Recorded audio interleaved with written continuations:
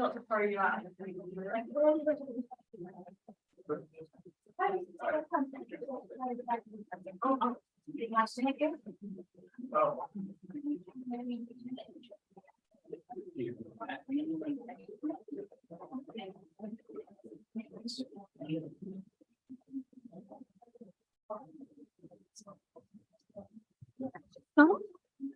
you want to start?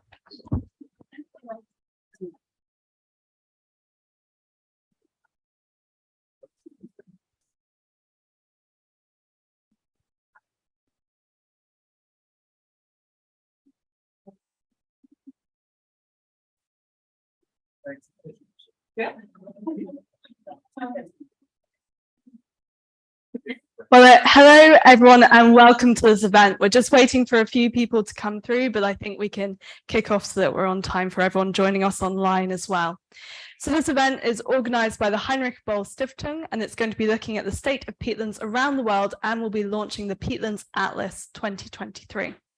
My name is Kira Taylor. I'm an energy and environment journalist based in Brussels, and I'll be moderating our discussion today as we dive into the role peatlands play around the world and the state that they're in. So peatlands can be found all over the globe. They can store huge amounts of carbon and host a wide variety of biodiversity, including rare animal and plant species. They are also key to helping reduce the impact of extreme weather.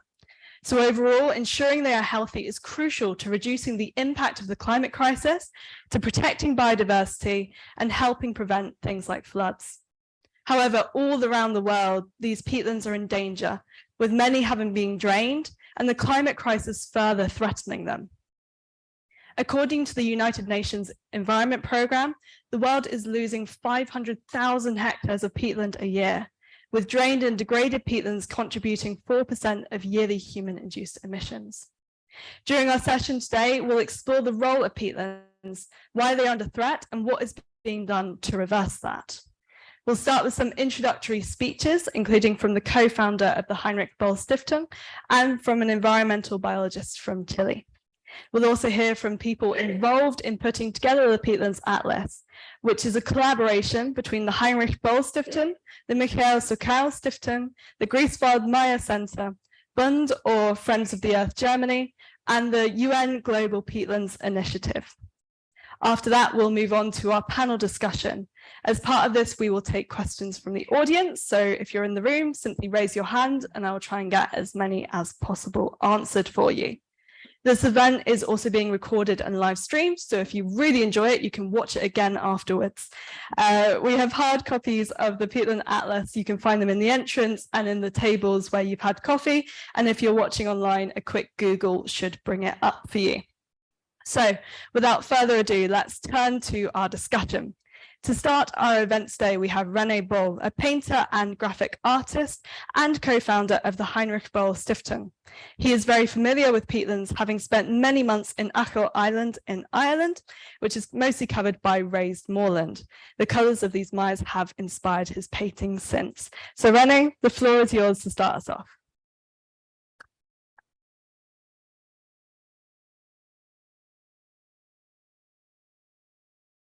Ladies and gentlemen, dear friends, I would like to all warmly welcome here in Brussels today on behalf of the Heinrich-Böll Foundation.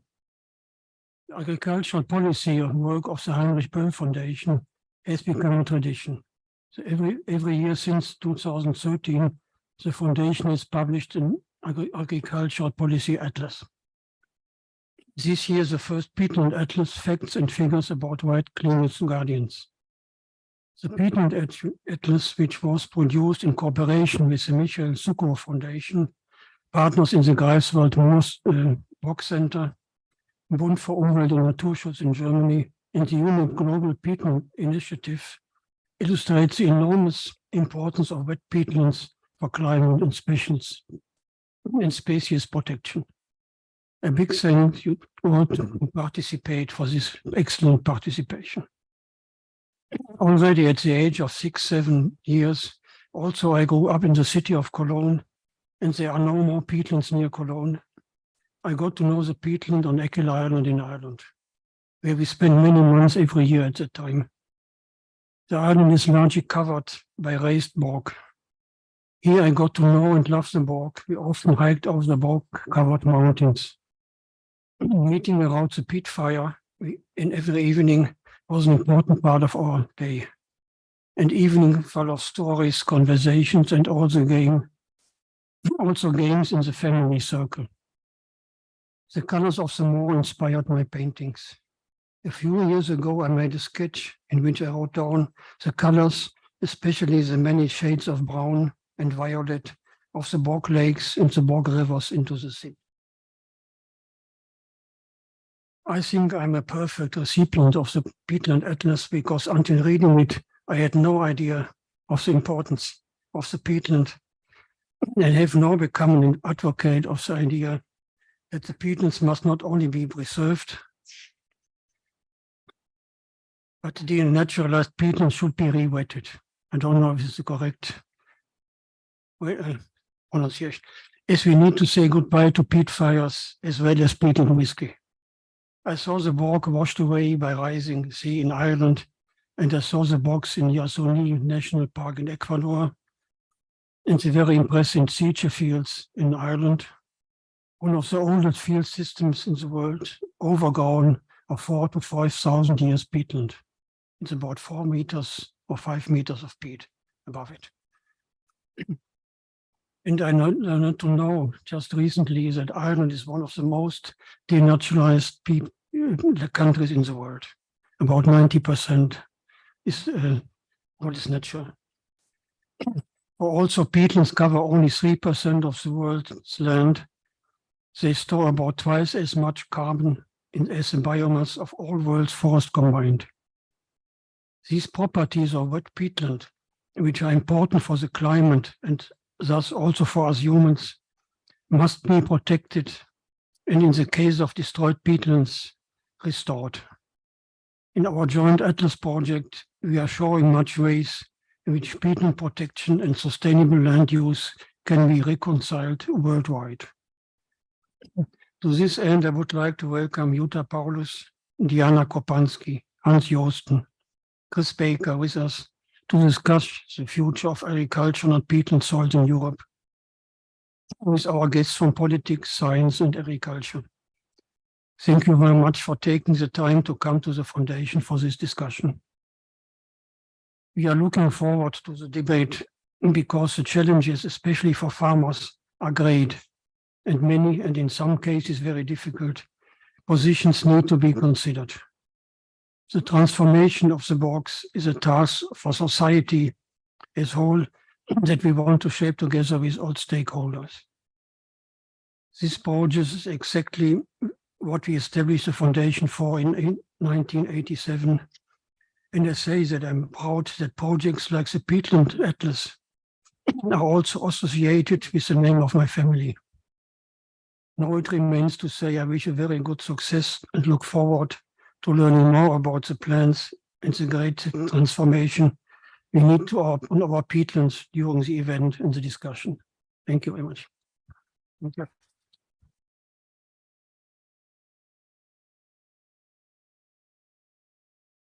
Thank you. A great introduction, not just to peatlands as part of climate and nature, but also part of society. And I'm sure a lot of us can relate to those walks across moorlands with family. Certainly I can where I grew up. So next up, we have two speakers to present some of the highlights of the Peatland Atlas 2023. We have Jan Peters, who is Managing Director at the Heinrich-Böll-Stiftung. He's a peatland policy expert involved in applied conservation, restoration, and sustainable use of peatland projects. And with him, we have Inka Duitz. She is the Senior Program Officer at the Heinrich-Böll-Stiftung's International Agricultural Policy Division. She was also co-editor of the German and English versions of the Atlas that many of you have in front of you. So to hear more about that, Jan and Inka, you have the floor.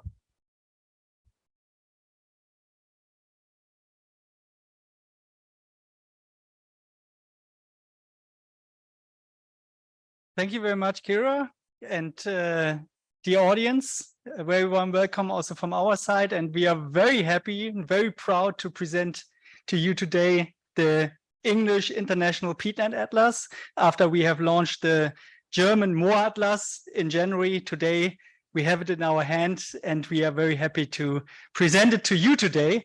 But probably you also ask yourself, why do we actually produce the Peatland Atlas this year? And why are peatlands so important, Inka? Well, I was lucky to grow up in an area in the north of Germany where I could witness the transformation from dry peatlands to wet peatlands. And it was fascinating to see how the landscape changed over the years. Like the water came back, the vegetation changed, and the air got fresh and cooler. But the thing that fascinated me the most was the extreme noise. Every time I went back to this area, it got louder and louder, and it was because of all the birds and the frogs came back, basically having a huge concert of nature. So I think we're only beginning to understand the huge importance peatlands have for our planet. They're, so to speak, superheroes in climate protection. And the thing is, they have to be wet. So our Atlas project is, we designed it so that people understand the importance and value of peatlands for our planet. We highlight the consequences of destruction, and we also want to show alternatives and opportunities for their wet use. Let's have a look in the Atlas. Peatlands can be found all over the world, mostly in the northern hemisphere, but there are also significant peatlands in the tropical regions. What all peatlands, where's the thing? Yeah. Yeah, it's a global phenomenon. There are peatlands on every continent in the world. What all peatlands have lots of water, where there's a surplus of water. So these high water levels ensure that there is that the air is trapped in the soil, and this way the old dead plant materials cannot decompose completely, and so over thousands of years, layers and layers of peat accumulate, and they can store a disproportional amount of carbon on a very small area. Like, for instance, like comparison with other ecosystems, peatlands cover only 3% of the world, but they store about twice as much carbon as in the biomass of all forests worldwide. But peatlands are not only gigantic carbon stores, they are also preserving biodiversity. Remember the frogs and the birds? They're minimizing the risk of floods and droughts and ensuring safe drinking water.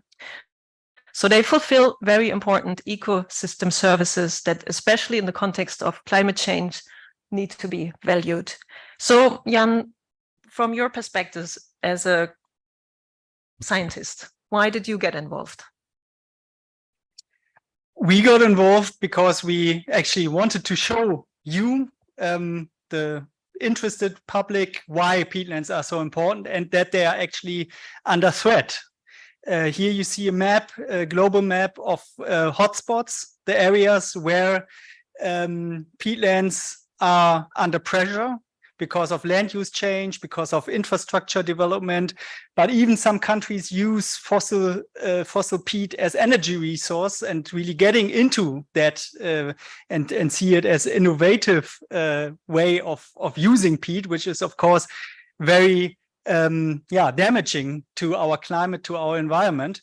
You can see on the map that we actually have hotspots in North America, in Southeast Asia, in Far East, but also in the tropics. These are upcoming hotspots, but one of the biggest hotspots is actually also here in Europe, where we have drained and destroyed most of our peatlands, unfortunately. And destroying peatlands is actually causing huge greenhouse gas emissions. Here you see from the Atlas a selection of countries in the world, how much tons of CO2 equivalents are emitted. You see the big cloud of Indonesia. So Indonesia is the #1 emitter of greenhouse gases from peatlands, but you also see many European countries actually emitting large amounts of carbon. 4% of global anthropogenic greenhouse gas emissions are emitted from peatlands. This is 2 times of the emissions of the aviation sector, so really significant. And even without fires, now we hear more and more from the news, fires all over, not only in forests, but also in peatlands. So the emissions are actually increasing. And they are a threat to our climate goals. In Europe, greenhouse gas emissions from peatlands are responsible for 7% of all greenhouse gas emissions, even 1/4 of all emissions from the agriculture and land use sector. So really, really big thing. And you see that the EU is, together with Russia, the 2nd largest emitter of greenhouse gases from peatlands after Indonesia. So we are not in the position to point to someone else, to the other countries, but we have to act in Europe. We have to act at home in our backyards to fulfill our obligations, our commitments. And for that, we need clear governments and binding policy targets like in the nature restoration law. Inka, what are the main findings from the Atlas? Well, there were many important findings, but I would like to highlight 3 points in particular. First of all, the alarming numbers worldwide. There have never been so many peatlands destroyed as of today. More than 10% of all peatlands worldwide are already drained. And in parts of Central Europe, we just saw it in the slide before, over 90% are drained. The main drivers of peatland destruction are agriculture, forestry, and peat extraction, so no more peat fires. And every year, another 500,000 hectares are destroyed by human activities. The second point I would like to highlight is that farming on drained peatlands is not a good idea anymore if climate costs are included. The consumption of meat and dairy already produce high greenhouse gas emissions, and the impact is on the climate is even bigger if the farming takes place on drained peatlands. For instance, here we see the CO2 footprint of milk that is produced on drained peatlands is 5 times higher than milk from other locations. And the third point I think is also very important. There's an urgency to act now. Half of the peatlands in the European Union are degraded, but in order to motivate farmers, policy, industry, it is also important to include the historical dimensions peatlands have. Like for a long time, peatland drainage was socially wanted. It was a great cultural achievement to create fertile land to secure food, and this needs to be recognized. So it's just that today we know better. We know what we can do for peatlands, and we know what they can do for us and for the climate.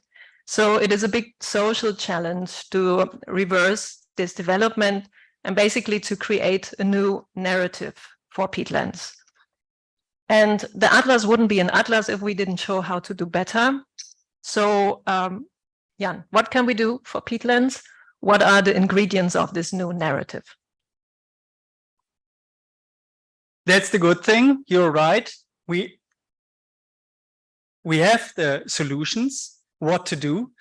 We have to make peatlands wet or keep them wet if they are still wet. You see here the numbers of tons CO2 per hectare in year. And you see that actually if we make peatlands wet, if we bring it back to near natural state, we can reduce the emissions in optimal cases to 0 or even create new carbon sinks in peatlands. But for that, the prerequisite is actually re-wetting. So we need re-wetting for all peatland restoration. And we also have a thing called paludiculture. Paludiculture is the wet form of agriculture on wet peatlands. And this combines actually bringing down the emissions from peatlands and further income for the farmers and landowners. And the biomass can be used in many different ways. For example, in housing, it could be used in a traditional way for reed thatching on the roofs, but also with modern, innovative construction boards with insulation materials in the walls. So that is highly wanted from the markets, for furnitures, for packaging, but also for bioenergy. So there are a lot of different ways to use paludiculture products. And the paludiculture products have the double win of reducing the emissions from the site where the biomass is harvested and replacing fossil-based commodities when they're used. But why don't we find paludiculture then all over?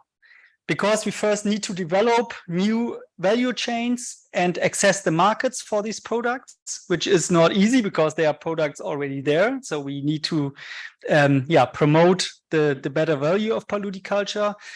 For that, we have to involve businesses, the private sector, in and outside of agriculture. But also we see that actually we set at the moment wrong incentives in the agricultural sector, for example. So we calculated that €1 which is spent on drained peatlands as subsidies, we get €54 climate damage costs. So we are actually subsidizing the climate damage by agriculture via the Common Agriculture Policy of the European Union. And this, of course, needs to be turned upside down. The farmers and landowners, but also the processing industries and others need to be really encouraged and incentivized to not use drained peatlands and their commodities, but re-wet peatlands, use paludiculture products, and make the transformation happen.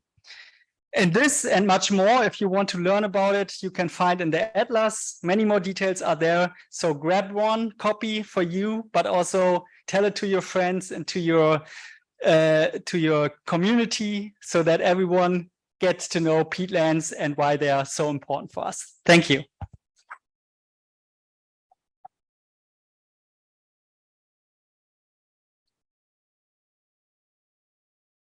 Thanks, a really good introduction, and I would recommend diving deeper into the Atlas. It's been written in a way which is very understandable for people. So not just if you're super into peatlands, but if you have a friend who you think might want to be into them. Our final speech comes from Nicole Paschel from the Wildlife Conservation Society in Chile. So she is an environmental biologist, and will present a perspective on peatlands with a focus on Patagonia. So Nicole, you have the floor to tell us more.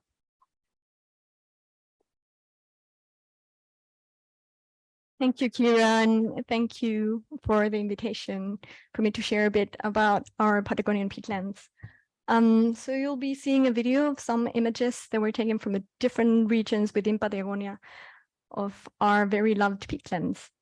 So Patagonian peatlands, for you who don't know, are vast ecosystems that are still subject to relatively low intensity of human disturbance. They're distributing along the south of Chile in Argentina, and they cover at least 10,000 square kilometers. Fortunately, most of them remained with high integrity ecosystems, which means they retain largely the degree of compositional, structural, and functional, therefore well-conserved ecological processes within them. And even though they've only partially been quantified for their carbon components, they are global carbon reservoirs that have accumulated organic matter for the last 18,000 years during a last glaciation. So that had resulted in storing approximately 4.8 billion tons of carbon only on the Chilean side, which is about 5 times much more the amount of carbon that it's stored on the above the ground level of all our national forests, which is a lot. So facts like these are going to find in the Peatland Atlas for other countries as well. So what I'm here to tell you a bit more is to remind ourselves that peatlands are also people. And you're going to see some faces in the videos. And peatlands are Hermes, a timber producer, Per Segundo, a subsistence agriculturist, both are peatland custodians. Is Maria Paz, a public employee who works doing research to do better peatland management. Is Francisca, an environmental educator. Is Melissa, a park coordinator. Is Fernanda, a Southern indigenous woman doing advocating for peatlands or their ancestral values. Is also Nancy, an environmental researcher, and Adriana, a scientist, and many more they're not in this film. So despite their importance, and Inka mentioned some of them, Patagonian peatlands face several threats. Peat extraction, unsustainable harvesting of moss, and tourism and cattle ranching, and exotic invasive species of plants and animals such as the beavers, and land use conversion, and fire and climate change. And all of these their trends are to arise. But undoubtedly, the most profound driver of all these threats, it's the lack of knowledge and awareness. So peatlands in Patagonia are in places with the lowest human densities, both in Argentina and in Chile, which has so far been the main reason, an important reason, for why our peatlands have remained healthy.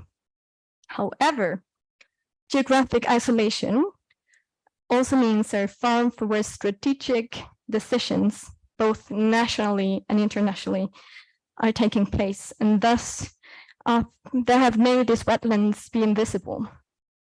And that makes invisible threats, invisible values, and in many cases, they're completely invisible and just nobody knows they exist. So as every conservation problem, there's no silver bullet solution, and there's no blacks and whites, heroes and villains. And for making, to finding solutions for protecting these Patagonian peatlands, we need to develop processes that are tailored locally to those realities, to where those threats are thriving. And that needs to be developed through a multi-scale approach based on a set of principles, but mostly empathy. Acknowledging this, in 2019, the creation of the Patagonian Peatland Initiative was agreed upon. A broad group of stakeholders from Chile and Argentina, public, private, coming from the arts, the social and environmental sciences, indigenous people, peatland moss extractor, activists, and other backgrounds. So despite our differences, we got together knowing that we wanted the same thing, to protect peatlands.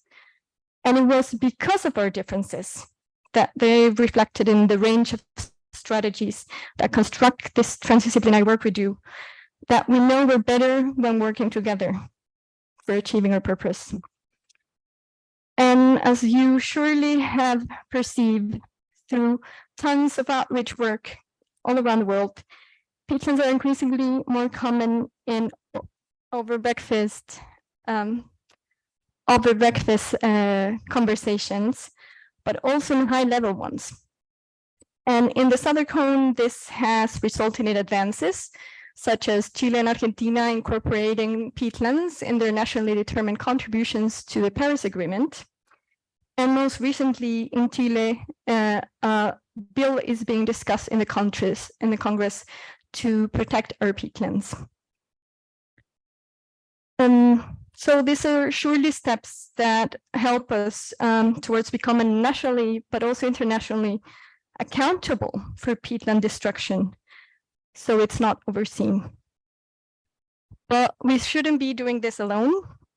We need you, the global North, to stand up for the conservation of high integrity peatlands, sharing your journey from degradation to restoration, acknowledging all the damage, all what has been permanently lost through these years, and your experience in restoration.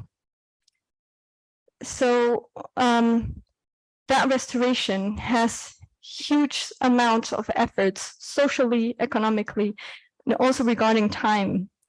So it's our hope that through these examples, policymakers in Patagonia and internationally are convinced that the best cost-effective way to manage our peatlands is through protection. And in order to do so, we also need the global peatland community to help us find creative ways to leverage the funding that is needed to do our work.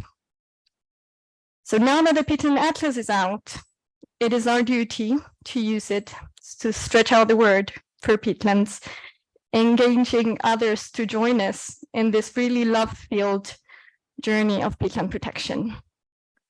And last, I would like to share with you that today is our National Day in Chile.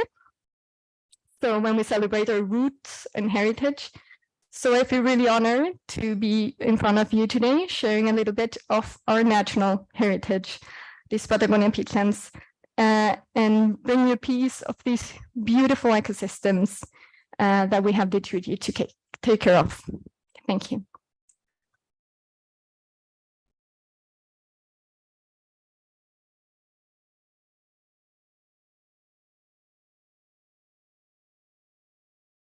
Thanks, Nicole. Well, we're also honoured that you would be here with us on that day, and thank you for raising this topic. And I think everyone in this room is trying to make peatlands more known so that they are less invisible. To continue our discussion, I'd like to invite our panel up onto the stage now.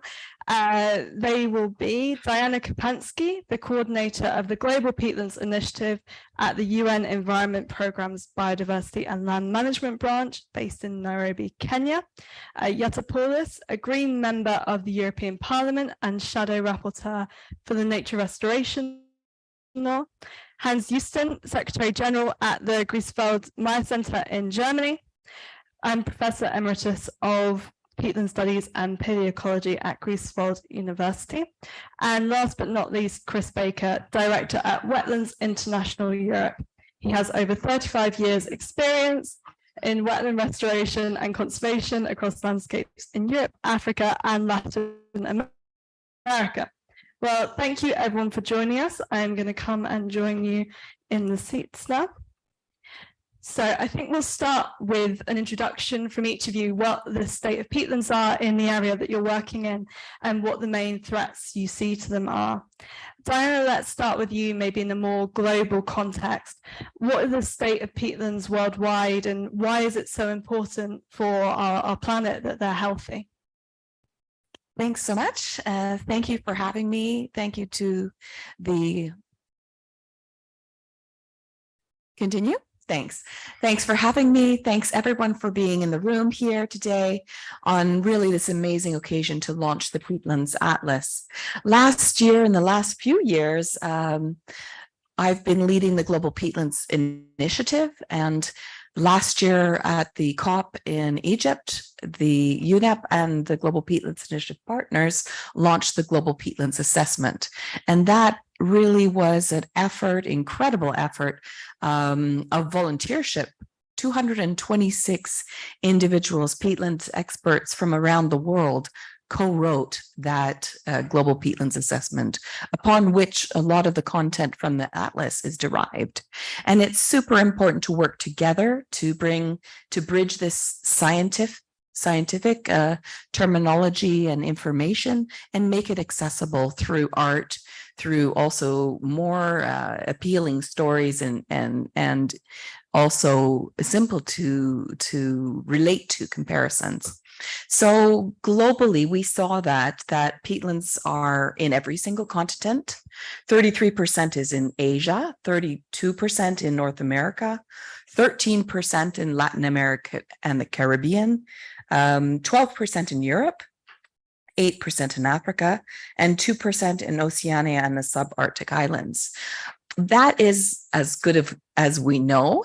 We know that it's not perfect, but we do know that they're in these places and that more people need to understand their actions in relation to these peatland carbon, biodiversity, and water resilient places. They're tiny but mighty, right? They punch way more than their weight in land surface area, in carbon, in history, accumulating carbon and peat soil over centuries, millennia. So this is really goes beyond the carbon. It goes into our history, tells a lot about our climate future, and also our cultural connections and experience of the land. So for me, it's really about drawing on the vast opportunity of making everyone know about peatlands, not only just because they're important, but they are extremely urgent. We're in a climate, nature, and a pollution emergency. And if the world doesn't start to prioritize peatlands protection and restoration, we're never making our Paris Agreement. We're not going to be making our global biodiversity targets, and we certainly aren't going to be prepared for the water emergency that's going to confront this world. Thanks. Thank you. I think it was a really good introduction to the importance of dealing with peatlands for multiple reasons. Hans, let's go to you next. How do you view peatlands worldwide, and what are the main drivers of destruction that you think are the most dangerous for them? As you have heard, most of the peatlands in the world are still untouched. 88% is still in a good condition. Only 12% has been destroyed to the extent that no peat is accumulating anymore, but it is losing peat, carbon, etc. These 12%, they lose 5 times more carbon than these 88% can sequester. So there you see what is the effect of damaging peatlands. These are hotspots. If you touch them like a bomb, they explode and they create a lot of damage. The peatlands are important for the climate. Of course, we can express that in money. The emissions from drained peatlands nowadays in the world make a damage from almost €500 billion per year, 400 billion euros. We can also express it in people who are threatened. At the moment, since 1980, as a result of climate change, as a result of emissions from drained peatlands, 30 million people in this world have been pushed out of their livable niche, have been pushed over 29 degrees average annual temperature. These people are dying, they are fighting, they are fleeing because it's getting too hot. 30 million are already on the account of drained peatlands. And if we continue like this, this will become 150 million at the end of our century. We're talking about people, we're talking about importance. Thank you. Maybe let's come to a more European perspective now. You mentioned some of the numbers and we've seen the impact that Europe is having. Yet, let's come to you. What's the situation like in Europe, and what is the role of policymakers in this context?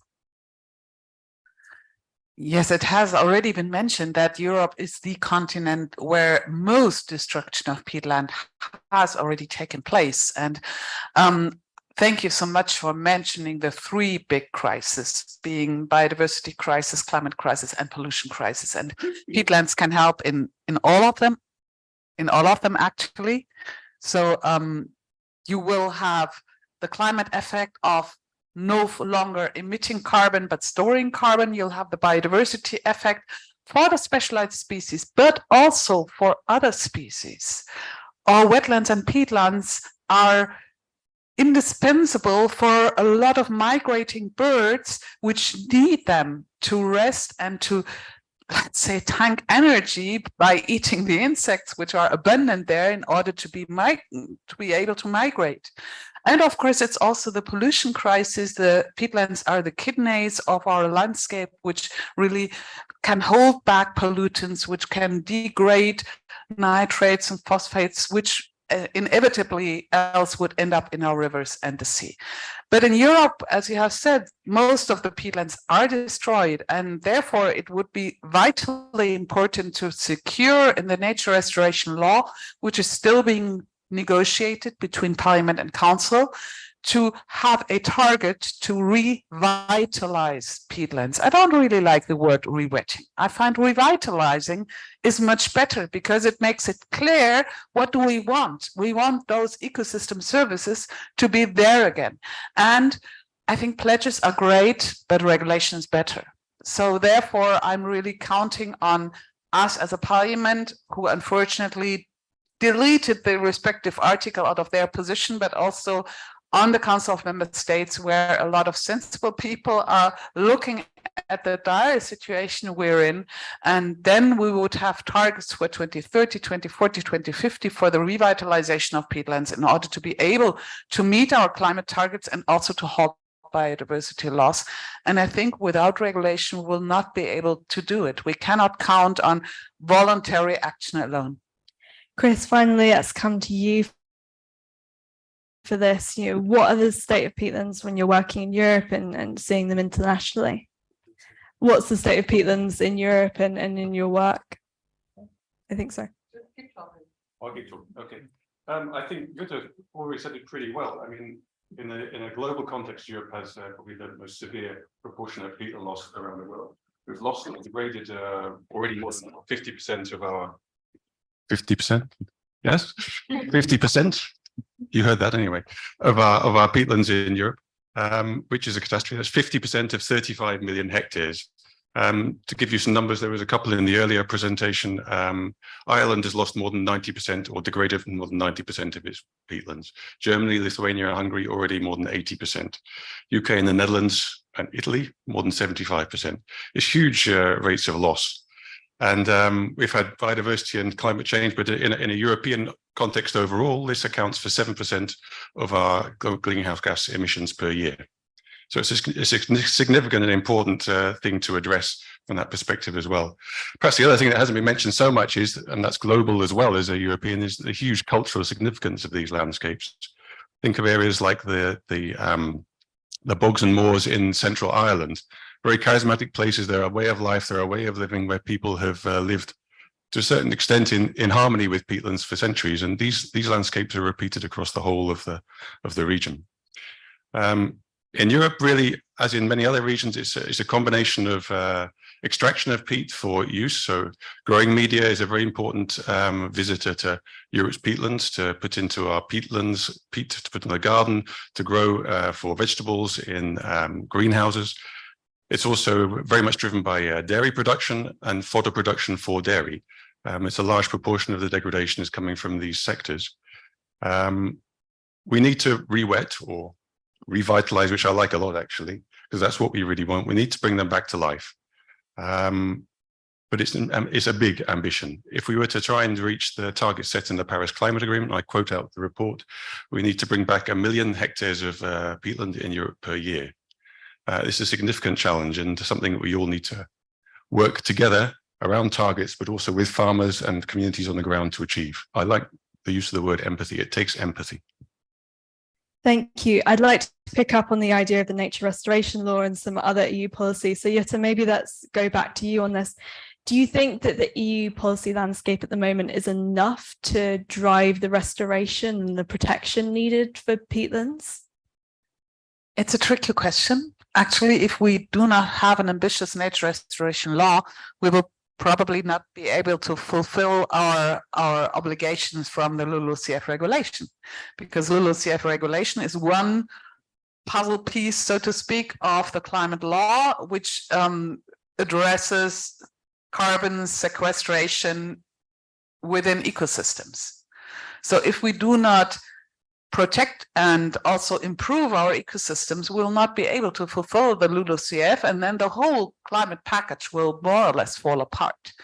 I think we have several challenges. For example, in my home country, in Germany, a lot of the degraded peatland does not belong to one single person. So if you have 1 hectare, you might have 20 owners or even if it were only 5, it's already a challenge. So how do you get on if one person is able to block a whole project? And that's a challenge that probably will materialize in other EU member states also. So we have to find ways to address that challenge. And we have to find ways, I think we will come to that later, how to give people that have been farming all their life and who want to be farmers, because else they would have taken up another occupation, right? How do we give them a perspective to still work on this revitalized peatland in the profession they chose and make a living, a good living there? And that is a challenge where I think we will not be able to get to a result without a considerable amount of public funding. Diana, let's come to the global level with this as well. Are there enough, do you think, international agreements, or do you think more needs to be done on platforms like COP28 to be able to drive this restoration effort? Thanks. There are a few really important international agreements. In 2019, all countries of the world came together at the United Nations Environment Assembly number 4 and agreed to work towards the conservation, restoration, and sustainable management of peatlands. And that's every single country of the world, supported by the major groups and stakeholders, which are representatives of the indigenous people, of women, of business, of farmers, and other of the major groups. So there is that global recognition and of the importance. There is a commitment, but indeed underlying that, we need the right enabling environment, which is often regulation, legislation, as well as mechanisms for litigation when it's needed to actually take those global agreements and actually place them in countries, but also in localities. So we're seeing some countries like Indonesia have done that. They have a lot of commitments and regulations. They have a great effort ongoing with remarkable speed of rewetting. And Hans, you can go into the numbers because it's frankly really impressive. And it has been about taking that peatland hydrological unit, that dome approach, because it isn't about one owner, it's about many, it's about a community. But when the community is facing the threat of wildfire, of peatland fires that go for months on end, that their children can't go to school, you can't breathe the air, you cannot even have the livelihood that you've signed up for as a smallholder farmer, it quite quickly changes. We don't want the rest of the world to experience that. No one does, and certainly Indonesia doesn't want that. Neither do their communities. So that's why countries like Indonesia have been very forthright in sharing their lessons. So we have this global commitment, but we also don't see peatlands visible in the global agreements like the climate change agreement. We don't have special metrics or targets that isolate peatlands, that, you know, this disproportionate contribution is not visible yet. This is also why the Global Peatlands Initiative did the State of the World's Peatlands, to actually make that available, that science available, and the recommendations there available for policymakers. So there's the Global Peatlands Assessment with the new and improved and accurate maps, hotspots for action, and also a summary for policymakers, where people that are making decisions, whether you're a business leader or also you're a politician, can go to and learn from others. And I think that that's what we need. It's urgent. It's super urgent. And if we don't start to look to our neighbors, to look to others' lessons, then we're never going to make it. So countries and parties and people that would like to learn need not to invest so much in learning themselves, but do need to reach out and learn from others, because the pace of peatlands degradation is extremely rapid. And if we don't start to jump over and instead of reinventing the wheel, we actually build on, like this Peatlands Atlas does. It's not reinventing the world. There wasn't It builds on the results of science. It builds on the results of collaboration. And I think more and more we need to see this transformative lack of ownership, right? The lack of ownership over things, and just really putting the information out there for people. Thanks. Thank you. Hans, I'd like to come to you next to get your view on particularly the practicalities of this restoration, because it sounds like common sense, and in many ways it sounds like a low-hanging fruit when it comes to tackling climate change. So what are the restoration efforts, and maybe why are they not always happening? Yeah, we must not forget that peatlands have been damaged, have been drained for a purpose, not for fun. They have been drained for agriculture, for forestry, for creating productivity. So we cannot allow ourselves everywhere in the world to turn this back without losing this productivity. And it is the challenge of finding solutions where you can keep productivity together with the rewetting of peatlands so that they do not have these incredible environmental damages anymore. That is why we started to develop this concept of paludiculture, wet agriculture. And of course, this is therefore so important because we in the world, we need productivity because our population is still growing and we will not be able to stop it in the next half century. We have still billions of people who are actually too poor to talk about. That has to do with justice.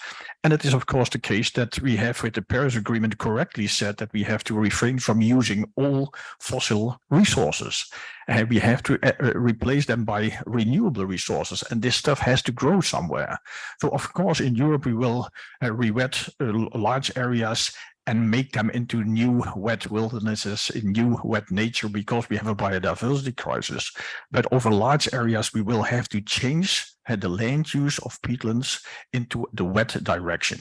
And that is the challenge, because we have to develop new crops, we have to develop new logistics, we have to develop new techniques, we have to develop entire new production chains, we have to develop new markets, and that is not easy. It needs time to do so.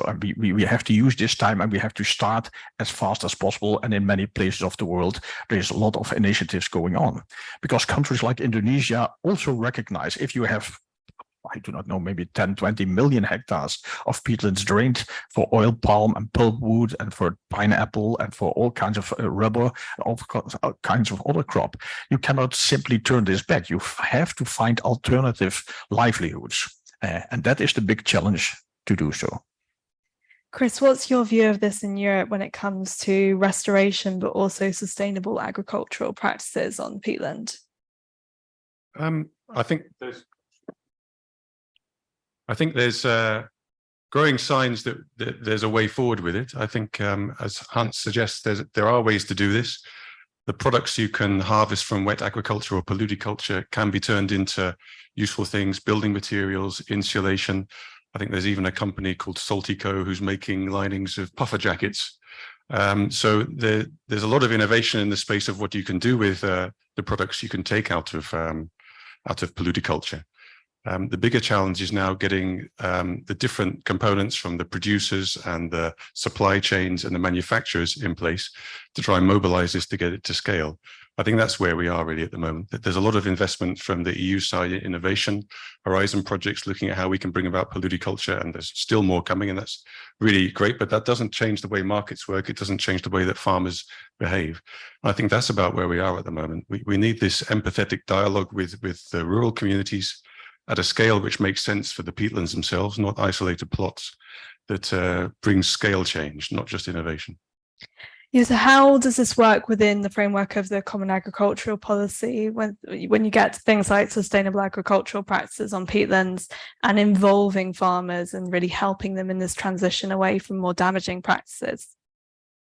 Well, unfortunately, in the current CAP, which still runs until 2027, we did not manage to include, let's say, peat-friendly practices. So you still get your subsidies when you're working on drained peatland, and some of the paludiculture potential is not recognized as agricultural, which is eligible for funding. And there we have to really make a paradigm shift when it comes to the next CAP, because else we will not be able to really accumulate all the funding that we need if we cannot take at least part of it from the cap. Also, I think there is still much more potential to polludicultural practices than what you have already assessed. For example, I have been active on quite a few files across the spectrum of the Green Deal, but every single sector says we need biomass. So the transport sector needs biomass, the industry sector needs biomass, the building sector needs biomass. Well, why not explore more ways on how to make use of the biomass which can be harvested from revitalized peatland?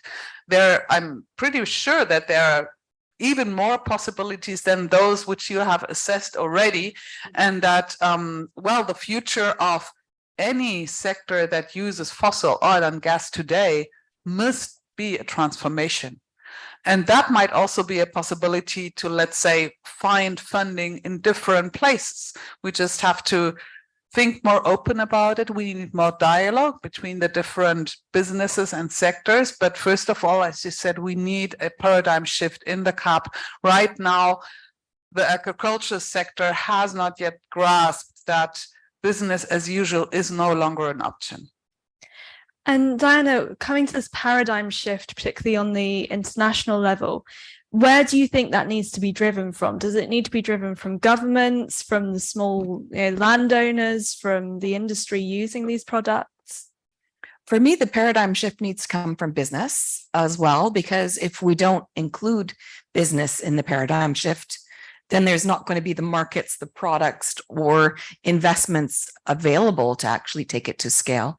The governments are responsible and need to push for those subsidies, the corrections in the perverse subsidies, and enabling environment, but they can't do it alone. We all know that. And business, private sector needs to come up, because a lot of the work, especially around the science and the research on peatlands, has been paid for by the public purse. And the businesses are benefiting from that. And we need to call on businesses as well to invest in the protection while they also invest in new re-wet or revitalized products. I don't think that we're going to get to it at the speed that's needed. And we've had great discussions with the business. The business sector is looking towards peatlands as an opportunity for a sustainable future, but also for profitability. But we need to also, as the peatlands community and the science that underlies peatlands, we need to really reinforce and inform those businesses of the numbers, of the metrics, of the way that peatlands as an ecosystem behave different than other ecosystems and markets. And I think that that's also something that's been missing out there. How do peatlands behave with these alterations? So we're, as the Global Peatlands Initiative, really trying to bring out those special and new emerging science, but also to share on the landscape scale how we've seen success. The Great North Bog, for example, in England, is a really amazing approach. It crosses landscapes, a very large landscape, and multiple owners. So I think that we have examples that work. They're also starting to get investment from private sector and also from the government, but there also needs to be a little bit more offered from the private sector, investment also in protection, and we also know about the emerging carbon markets.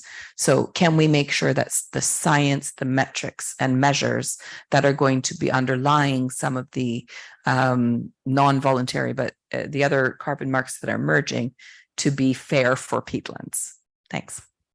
I'd like to stick to you before you put the microphone down. I'd like to stay with you for the next question. So we know that Europe's supply chains particularly can cause issues. Do you think that Europe, as the EU, has a particular role in trying to step in and help restore peatlands, not just within its own borders, but around the world? Oh, definitely. I think that, that we have seen incredible generosity from Europe and also other developed nations toward the South, the global South and developing countries on peatlands protection. The Global Peatlands Initiative is funded by the International Climate Initiative Germany. And there's a lot of other scaled up support through the German government, also the European Union, that are helping to look at ways for sustainable peatlands management.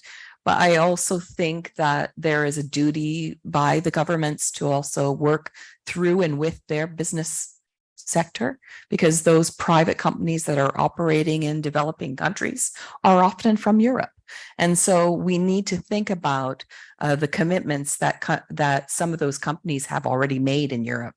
No deforestation investment, no peatlands drainage and degradation investment. So these are commitments that some large private banks have made already in Europe. The Anne Green Fund has a principle of no investment on deforestation, no investment in peatlands degradation and drainage, and we need more private banks to come up with those commitments, and we also need more businesses committing on that. And I think that the governments and the regulators in the European Union can also incentivize that for their business partners that are actually working in and around the world, especially in developing countries on peatlands, to actually make some of those opportunities conditional on these commitments against no deforestation and no peatlands drainage and degradation. Yeah, so would you like to come in on that, on Europe's role here? Yes, I think it is really vitally important because we also hear this argument so often.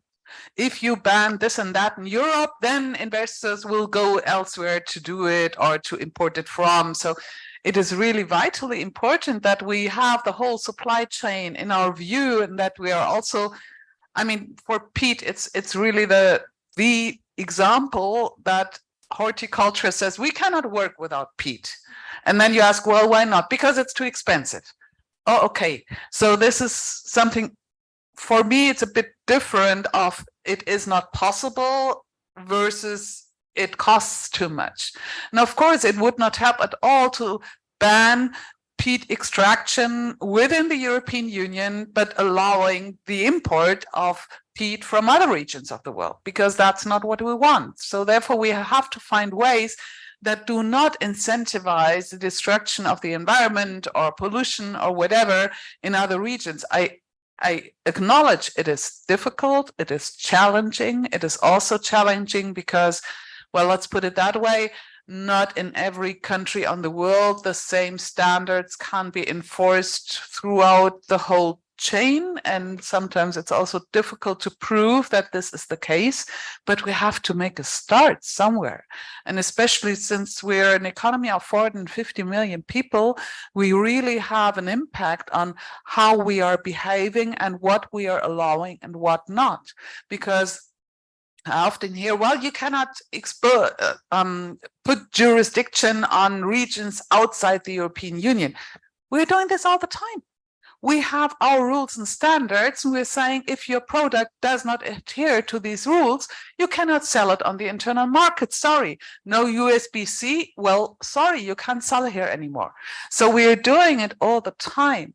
And I think declaring that this is not possible for what reason ever is a lame excuse. We have to find ways to make it possible. Thank you. Does anyone in the audience have any questions? We have a question back here. Do we have a microphone that we can do? If you want to come up and take the mic. I just think we have an online audience, so I want to make sure they can hear you.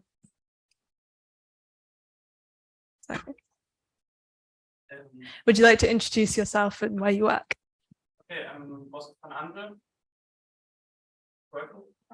Okay. Keep talking. Only works when you talk. Try this one. Hello, yes. I'm Oscar van Andel from TU Dresden, Germany.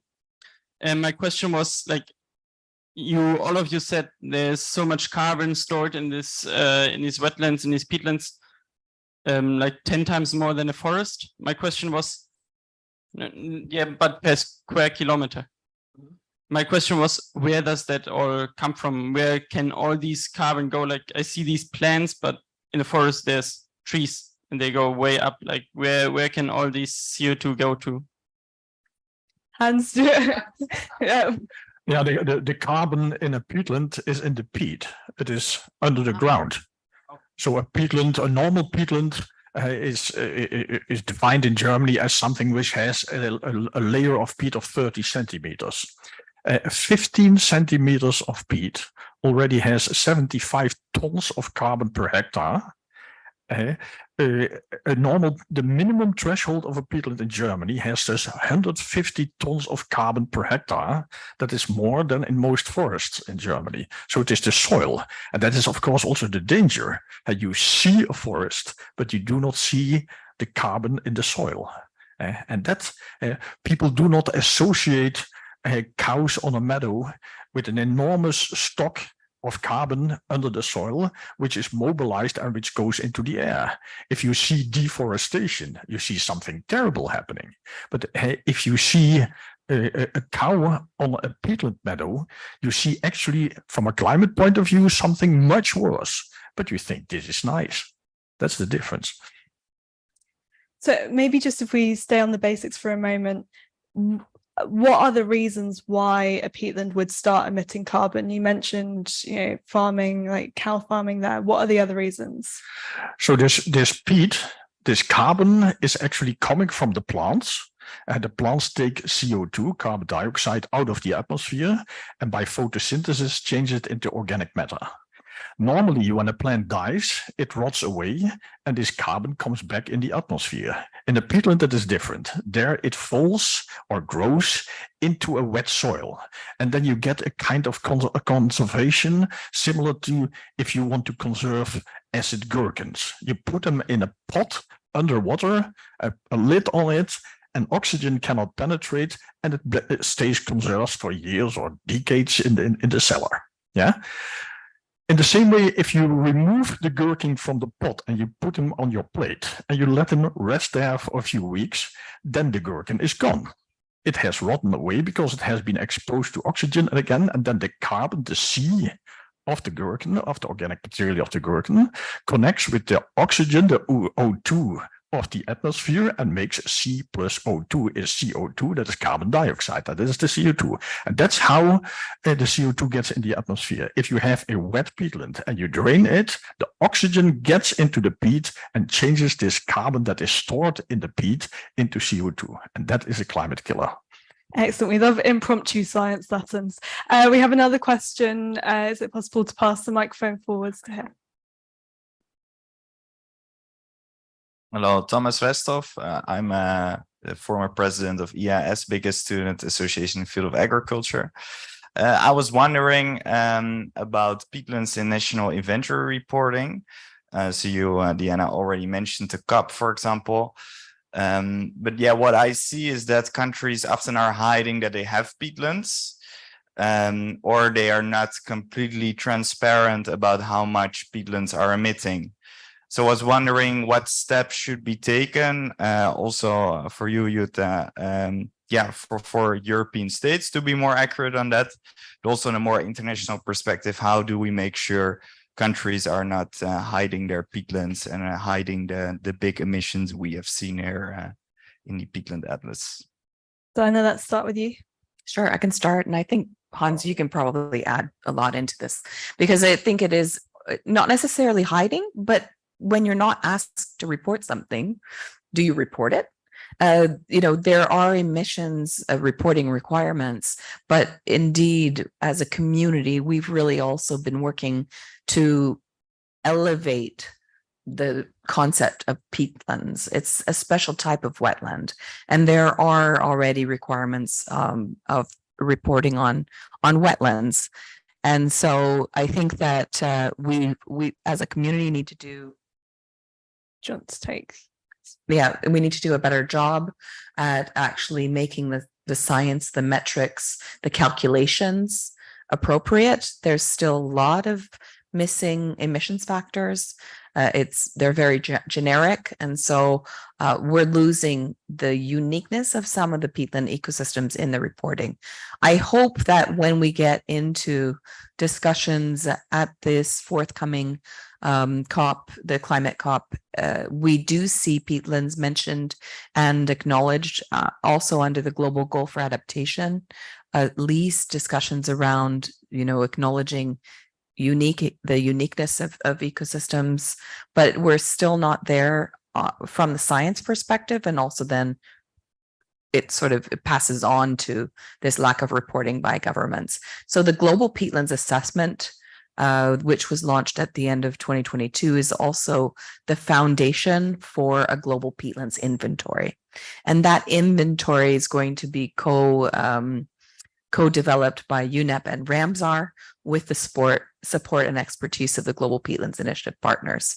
And we hope that this Global Peatlands inventory, and then enabling and requiring more transparent reporting on peatlands, will become something that's tangible for many governments. At the moment, it's not necessarily tangible, but I'm going to pass to Hans.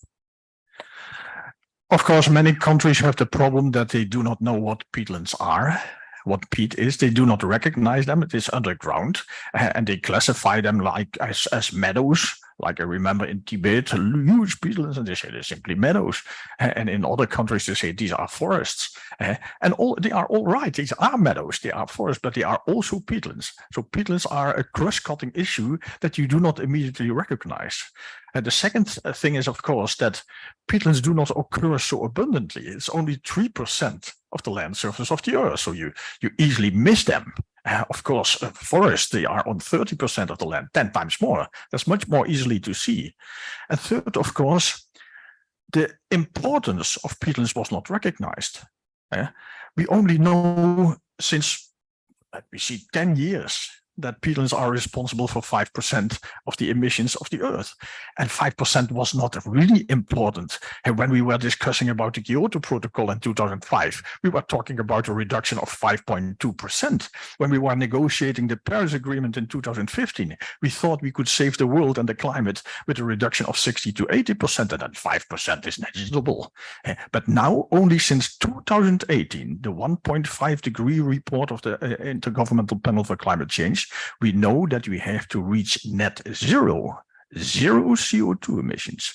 And then 2.5 gigaton, 5% of the world's emissions become really important. So we only know that since 5 years.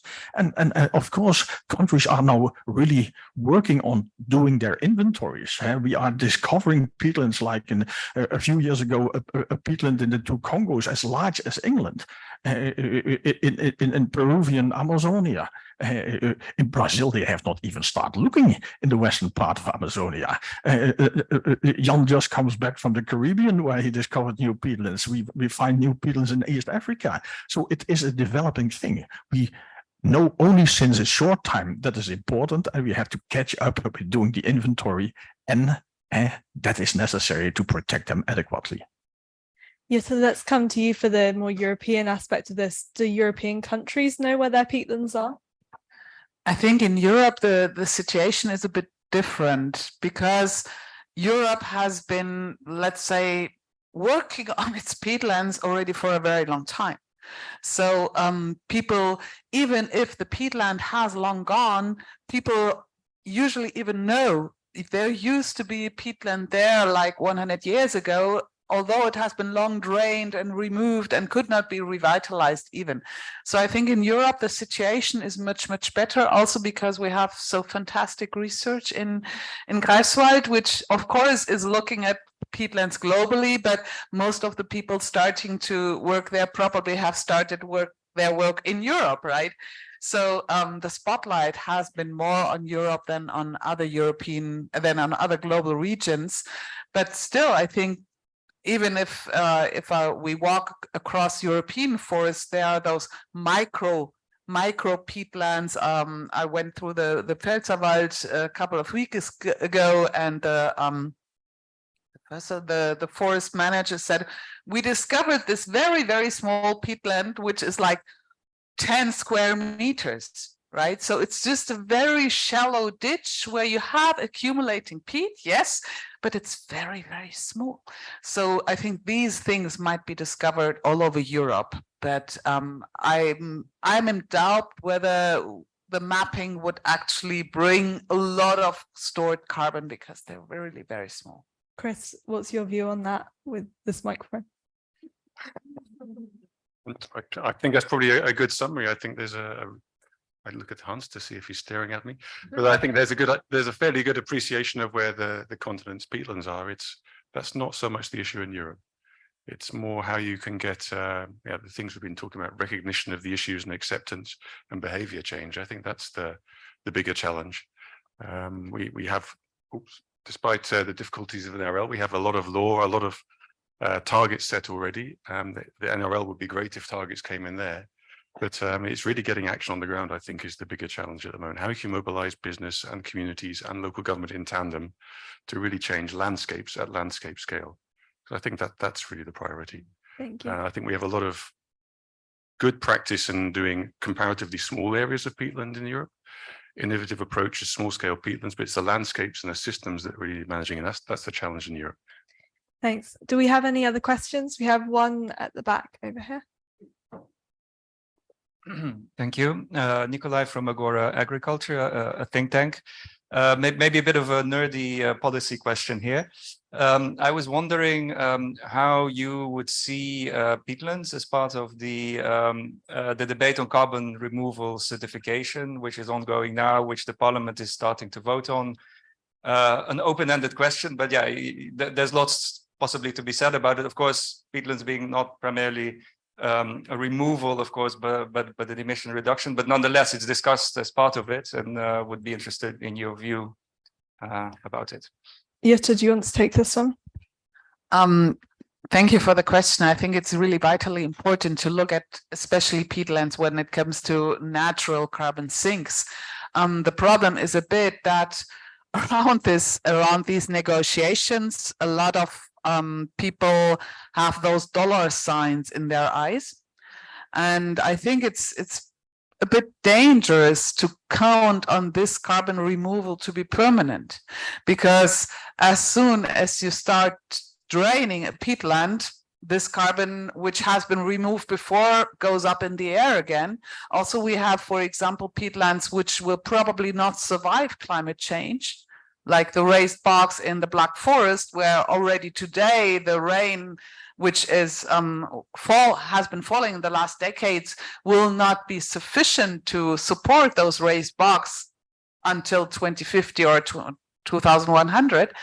And also what we are seeing are those calls that if I remove carbon in a natural way, I should be able to sell certificates in the European trading scheme for energy and industry. And I think this is a very, very slippery slope, which we should not go onto.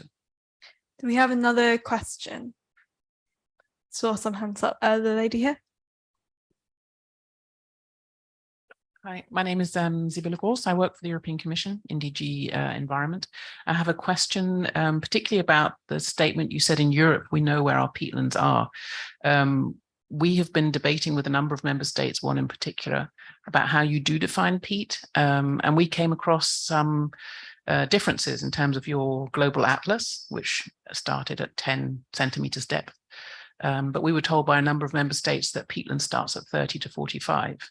So we were trying to find the history of where 30 to 45 centimeters came from, because there's quite a big difference in terms of how much carbon you can store or capture if you use 10 centimeters or 30 to 40. The only research we could find is that it is an agricultural standard that came from how deep you can plow, but I don't know if that's true. It'd be quite helpful to have some information. Hans is already with the microphone there. But also the difference you think it would make if the mapping was improved across Europe, that we took below 10 centimeters rather than 30 to 40 centimeters of depth, because it makes quite a difference. The country I'm looking at, it makes quite a big difference as to how much is included in the inventory. Thank you. Yeah, it is important to recognize that all soil mapping has an agricultural background. They want to know how productive and how good workable a piece of land is. And as a result, the classical definitions of peat are defined according to the depth of the plow. Because if you plow 1 times and you mix up your peat with the mineral subsoil, you do not have a peatland anymore. And that is a reason that, for example, in Germany, in former times, a peatland was defined as having a peat layer of at least 20 centimeters. Very shortly, it was 25, and then it became 30 centimeters for the simple reason that the plow have become deeper. We see that every country has a different definition of peatlands. I just this morning finished my evaluation of the UK reporting to the Climate Convention. And it is so that in England and Wales, they use a 40 centimeter threshold. In Scotland, they use a 50 centimeter threshold. And in Northern Ireland, I forgot, even different. And that is not only the depth, but also the amount of organic matter that a peat must hold. So this is a mess. We have tried in the IPCC several times, 2006, 2013, to harmonize these definitions, to come worldwide with one definition. But that did not succeed because every country said, yeah, if we're going to accept the definition of, for example, Germany, we have to remap our entire country. That's much work. Therefore, IPCC and UNFCCC has said every country may do map whatever it wants, the country wants, as long as this definition is consistently applied over space and time. So you may not change it every year, and you may not change it from one part of the country to the other, what the UK actually does. The more important thing is that you must ask yourself the question of whether the agricultural suitability is a good definitional criterion from a climate point of view. If I say that 15 centimeters of peat has already the same amount of carbon as a tropical rainforest, and we want to protect tropical rainforests from cutting down because of the climate, we have also to protect 15 centimeters of peat. And that is the reason that some countries, for example, the Democratic Republic of Congo is having this discussion at the moment. They want to define a peatland already with a peat thickness of 10 centimeters. From a climate point of view, this is smart. From an agricultural point of view, that is nonsense. But definitions are always made for a purpose. We now, for climate purpose, use a definition that was made for agriculture. That is not well. What do you think the solution to that is? Sorry, I also want to just add on to that. I guess it's sort of towards that solution piece, but this was the most controversial part of doing the global peatlands assessment that anyone could ever imagine. And it's so important as a community of scientists and practitioners that we agreed. And we agreed to propose the definition. We also agreed and offered as a big recommendation to countries to reconsider their definition of peatlands. And it really needs to go back to why, right? Why are we going to be doing that? And I think we need to think about the ecosystem. We need to take that ecological approach. What is going to keep the carbon in those peatlands? And is that 10, 15, 30, or 40 centimeters? We did a great comparison of the implications of mapping for Russia, because they have done both the 30, 40, 50, and 10 centimeters mapping. And you can see that in the Global Peatlands Assessment, the real incredible difference. Regardless of the definition, regardless of the depth, what we really do need to know is that peatlands are extremely important. And while the science and the metrics and the monitoring is being put in place, because it is a young and emerging area, we need action, because we can't wait for all of that to be perfect, all tied up and comfortable for scientists to say that's 99.9% yes, agreed. We need, and this is why the Global Peatlands Initiative community wants to push towards action now. And that action should also take account and the responsibility of investing in the research needed. Research shouldn't only be paid by the public purse. We need to fold into the peatlands programs and projects this responsibility of improving mapping, of improving monitoring and measures. And I think that that's just going to be something that we need to say as a criteria and a standard of practice. As in my early age, we used to always say that business paid for R&D. The R from the D is completely devoid in businesses' balance sheets. We need to push that R research payments back in. Thanks. Thank you. I think that's all the time we have questions for. So I'm going to ask each of our speakers to give a quick closing statement before we finish. So Chris, let's start with you. What are your key takeaways from today's discussion, and what is your key message to those working on restoration?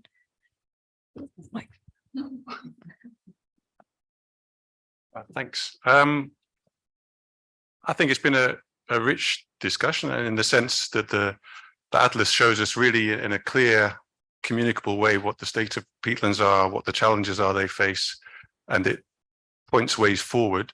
I think that's a bit what the debate has illustrated. We have a lot of knowledge, actually. I find that also interesting what you're saying at the end. Do we really need to continue with such an emphasis on knowledge when actually what we need is action? That's a bit what I take from the debate. We know a lot. We have a lot of either intent or existing policy, at least in Europe. But how can you really make it hit the ground and make change happen? Thank you. Let's pass the microphone down the line. Jutta, what's your takeaway? Well, my first takeaway is, and thank you for that, I was not aware that so many peatlands around the world are still intact. And that is something very reassuring. So it's more like prevent the destruction, which is always a bit easier than bringing back something that has been destroyed, which you will never be able to bring back fully, and where you will face much more pushing against, because there's a current use of that land which wasn't there before. I think it is we are on a good way understanding wise. I totally agree that it is action that we need. But I do believe that the knowledge about peatlands still circulates within a pretty small bubble. And you can see that by if you travel around northern Germany, where a lot of agriculture actually takes place on drained peatland naturally. And you pass those huge signs to our peatland heroes who, with the work of their bare hands, drained those peatlands to make this barren land a livable place. So there's this cultural issue also, which I'm not really sure how we can address it, to say, hey, the new peatland heroes are those that revitalize the peatlands. But it has to do a lot with history and heritage. And there, I think we would need some sociologists to have a good approach for that. Diana, what's your takeaway? Yeah, I think interdisciplinary research and also activation on the ground is really essential. It's something that all countries called for in the UNEA resolution, actually, this interdisciplinary movement. I just want to go back to some pretty shocking facts, because we mentioned that worldwide 12% of peatlands are degraded.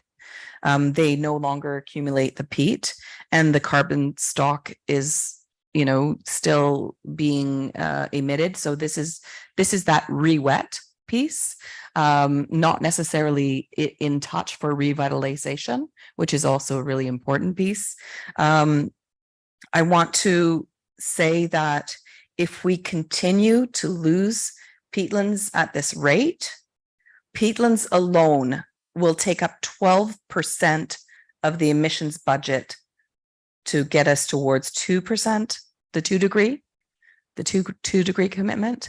And peatlands alone will take up 41% of the emissions budget to get us to 1.5. So if anything, I am pleading to everyone out there to realize peatlands deserve prioritization under the biodiversity targets, under the UNFCCC global goal on adaptation and other targets, as well as the land degradation neutrality targets, they need priority action from everyone, everywhere, because indeed 88% of peatlands in the world are still in a good state. We need to make sure that we keep them that way, but that needs livelihoods, that needs investment as well. The cost of peatlands restoration is just going to continue to escalate if we allow peatlands to be degraded. No one can afford that. So let's look at the future costs of peatlands restoration and push that into conservation and protection. Thanks. Thanks. Some really key points to finish us off. Hans, finally with you, what's your key takeaway? Yes, I think that awareness is rapidly increasing, and the Peatland Atlas will help with that. That's why we do these things. And the messages are actually very clear. Peatlands must be wet. Keep wet peatlands wet. Make drained peatlands wet again. And if you need to use them wet. That's all. That's all the message that we have to spread. I think some excellent mottos. We could put those on t-shirts as well. Well, thank you to our panel. Thank you to our audience, and thank you to our speakers from earlier today. As I said earlier, you can grab a copy of the Peatland Atlas at the entrance. And if you're online, give it a quick Google. I'm sure it will come up. So thank you everyone for joining us, and hope you have a good rest of the day.